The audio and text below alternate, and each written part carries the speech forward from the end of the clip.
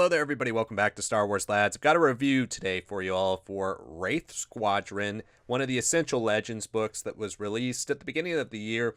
We're going to try to do a bit more of the Essential Legends collection reviews here on the channel, and it's going to start with a quick one for Wraith Squadron. So let's just get right into the book. We're going to start by talking about the plot and the story structure, the writing, all of the technical aspects of this book. And Wraith Squadron had a big job on its hands. Rogue Squadron was a great series, and I truly love those books a lot. And so when I read Wraith Squadron for the first time, I was a little concerned about how they're going to get me to fall in love with a whole new group of characters. Wedge staying in the group, I think, was definitely key because you start the journey really following him in his attempt to build this squad. And I thought the pacing of this book, even though it's, I think, the longest book in the X-Wing series, is really solid. I enjoyed all the parts where Wedge is building Wraith Squadron. I enjoyed the action sequences. I think Aaron Allston does a great job describing action, and Aaron Allston writes in a very different style than Michael Stackpole. Sometimes Stackpole's work can be a bit more technical. It can also be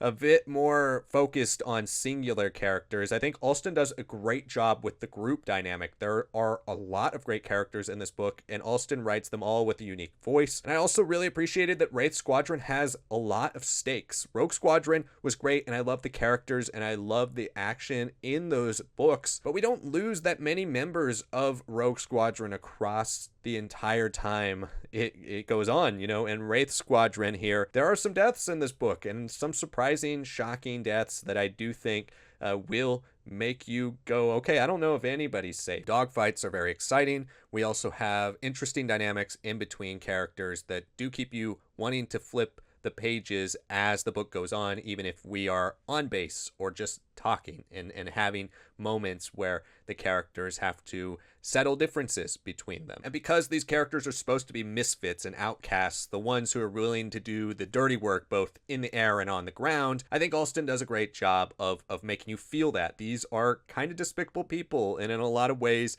they are written to where they're not super likable at the beginning, but by the time you end this journey with them, you do fall in love with a lot of them. So let's talk specifically about some of those characters right now, and the standout of this book, who becomes the main character basically outside of Wedge, is Kel Tainer. Kel Tainer has a dynamic that's interesting right off the bat with his connection to Wes Jansen. I won't really say what that is so you don't get spoilers, but it is a really fascinating connection and one that carries through his arc in this story that I think really makes him one of the more defined characters from start to finish. We have our other human characters like Tyria Sarkin, Face Loran, and of course Ton Fanon, who all do shine in their own light. I think Face Loran is one of my favorite characters throughout this entire trilogy. He is so good, and he starts really strong here, even though most of his great stuff is in Iron Fist. Tyria is a good character. She gets better as the story goes on, but she starts a little one note, but really adds a lot more layers as we approach the ending of this book. Allston also does a good job of writing a lot of the trauma that has to do with a book like this, a military book.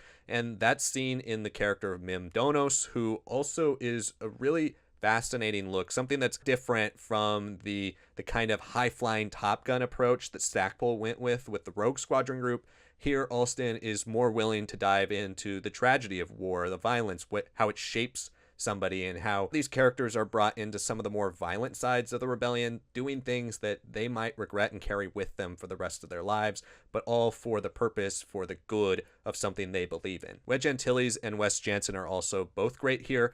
Wes in particular, who doesn't really have much material before these Wraith Squadron books. It was also great to have more alien members of Wraith Squadron. We do have some in Rogue Squadron, but some of the ones in here really stand out.